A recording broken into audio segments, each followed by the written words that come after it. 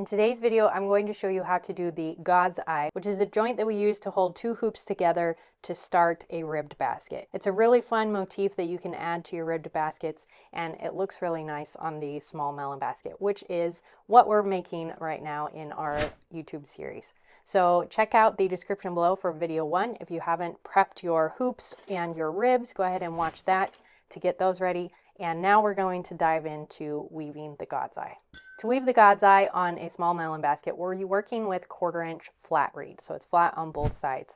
And that is because as we twist the God's Eye around the hoops, we're going to be seeing both sides of the reed. It's going to kind of change sides as we work.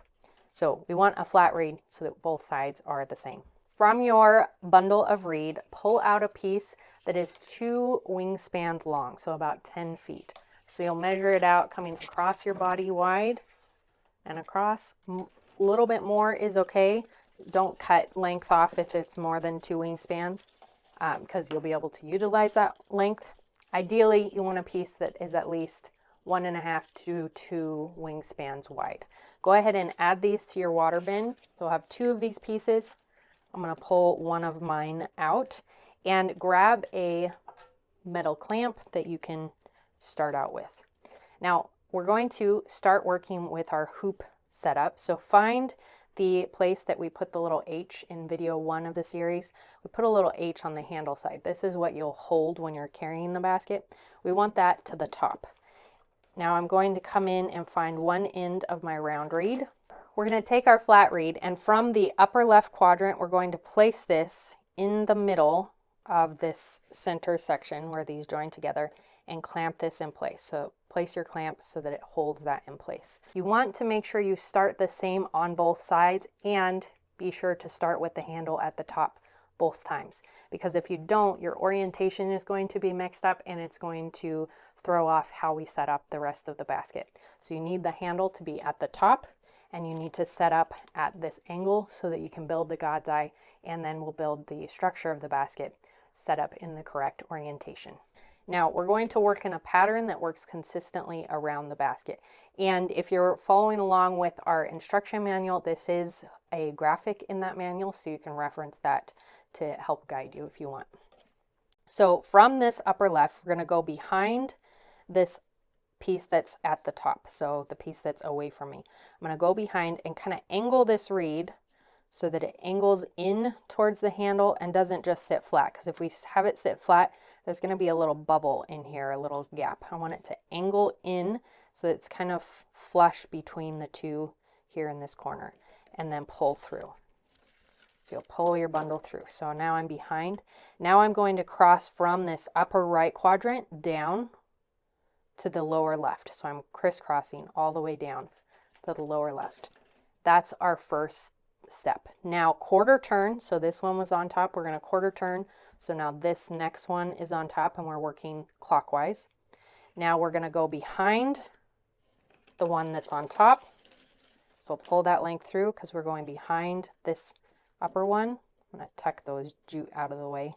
They are going to get covered, but just keep them tucked out of your way for now. Go behind that upper one and then cross down towards the lower left. Now we can remove this clamp because it's held in place and that's just in our way. So now we're to the lower left. Now I'm going to pull nice and tight on this reed because I don't want any bubbles in the back. If you check the back, you should start to see the reed laying over top the back side of our hoops. They'll crisscross in the front, they'll lay flat along the back side. And you want those to be nice and tight. So pull on your reed nice and snug. Now we're in that lower left corner. We're going to rotate a 1/4 turn clockwise. This one's on top. Now we're going to take this bundle, send it through the handle, behind that handle, and then pull flush. So this is nice and snug, and then angle it down towards the lower left once again. So I am layering this so that the edge of this new reed that I'm working with just slightly overlaps the previous piece that I laid in. So there's just the slightest edge that overlaps, pulling tight to keep it nice and secure. So you can see this previous row sticks out, but not all of it is showing. There's some overlap happening. Now I'm going to quarter turn once again, clockwise. Take this and send my bundle behind that upper section of the hoop. Pull tight, nice and snug behind there. So I'm pulling out this way and then cross down towards the lower left again. You can see we're creating kind of a design here. As we work, as we build, your God's eye will start to appear more clearly. So here again, I overlapped this reed with that previous reed just slightly. Now I'm going to quarter turn clockwise, organize my reed a little bit, and then pull this all through behind that hoop. So I have a lot of length to work with. You do want that extra length. It can just get in your way a little bit sometimes. I'm going to lay this over top that previous row just so that it layers slightly. Pull nice and snug. Layer on top of this lower piece and across to the left. Now that we have several layers woven in, what you're going to do is start building the layers just slightly on top of the previous layer, and it's going to move up the hoops or move out. So we want the God's eye to spread out, and we want it to follow the curvature of the hoops. So by pulling tight and by layering it just slightly on the previous rows, it won't get bulbous. We don't want a eye that's popping out of our basket. We want one that's flush against our basket. And another way to check this is if you look to the back, you can start to see these pieces on the back layer on top of each other. We have 2 layers on this one right here. That's what we're going for. Where they start to layer, the next one will layer and it'll move out over the hoops. So now I'm to the lower left. I'm going to rotate a quarter turn and then pull my weaver or my God's eye reed all the way through. And you can try to keep this in a bundle or just pull the length through depending on how you want to organize yourself. Again, now that we're behind, we're going to lower down towards the left, and we've just formed our pupil. So the pupil of the God's eye is right here in the center. You can see these 4 sides coming around it. It's kind of a diamond shape there. I often get from students that they are afraid they're not doing the God's eye correctly, and usually they are. They just haven't done enough rotations around to see that pupil form. So you need to do at least 2 times around before you're going to see the God's eye form completely. If you are building up the back and you have a layer around the back evenly all the way around and it's moving evenly, then you're probably doing the wraps correctly. You just need to keep going. It is always good to check yourself and just make sure that you're on the right track. Now we're in the lower left. I'm going to rotate quarter turn and pull through behind. And then bring to the front. Again, layering just the edge of this reed over the edge of the previous reed. So we get some overlap. You can make some adjustments, make it lay nice and neatly. Then rotate a quarter turn, pull to the back. I am keeping a nice steady tension on my reed as I do this because I don't want this to loosen up. I don't want any looseness. This God's eye is what ultimately holds the hoops together and gives the basket some stability, and it also is going to get a lot of wear because it's right on the side of the basket. So if there's any excess or looseness, things can catch onto that and break your God's eye. So keep it nice and tight. Keep tension on your weaver as you work. I'm going to go down to the lower left again, rotate a quarter turn, pull through.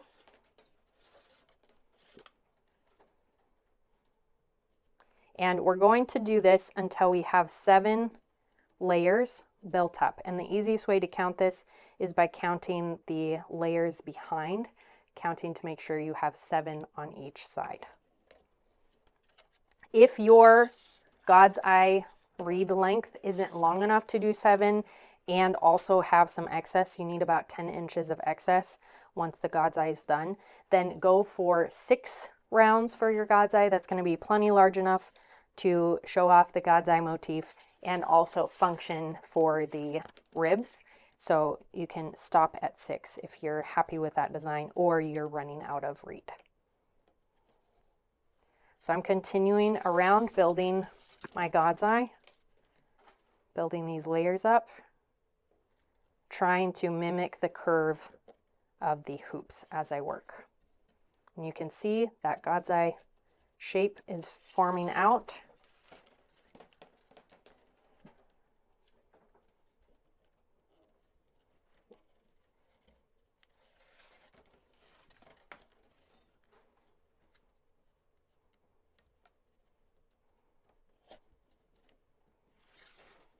Now, if I am standing and I am doing this God's eye, then I'm going to hold this like this in my hand and go down,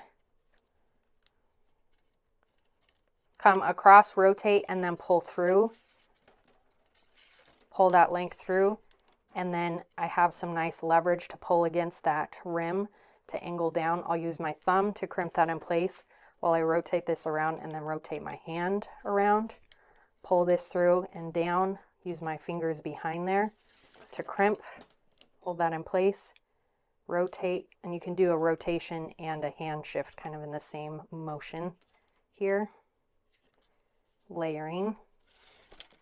Now I believe at 7, so I'm going to come into the back side and start to count. You want to end so that you're on the right side of the rim. So if your handle H is up here, you want to end so that this is coming through to the back and down on the right side of the rim. You'll come in with a clamp and clamp that in place so that that is secure, and then come to the back side and count your layers. You should have 7 layers on all sides here.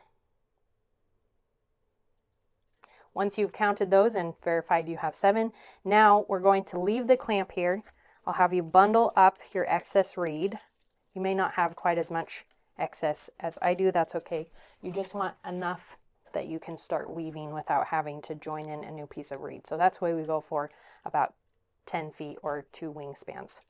Now rotate the basket around, find your H, your handle section, and set up your God's eye so that it's set up the same way as that first one. So with the H at the top, you're going to come in with your new God's eye reed, clamp this in place so that it's angled down towards the lower right. You want the top to come up here at this upper left, and then you're going to go behind, cross down to the lower left, and start again. Go ahead and watch the video over if you need to reference that setup once again. So do your second God's eye on the other side. Just let your reed hang out here. Don't cut it. Again, don't cut it. And you can bundle it up, clamp it in place so it's out of your way. You want both God's eyes set up before we move on to the next step in the basket. If you want to follow along with our instruction manual, you can find that linked in the description below for purchase, and it has the full pattern and all the tools and materials and cut links that you'll need for this project. Thanks for joining me for this video. Be sure to come back for the next video where we're going to insert the ribs and start weaving the body of the basket and actually finish this basket. This is a pretty simple God's eye. It's great for lots of ribbed basket projects, and it's just a fun technique. You probably recognize it from popsicle sticks and yarn from kids camp.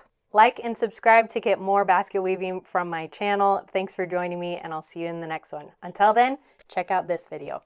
Happy weaving. Bye.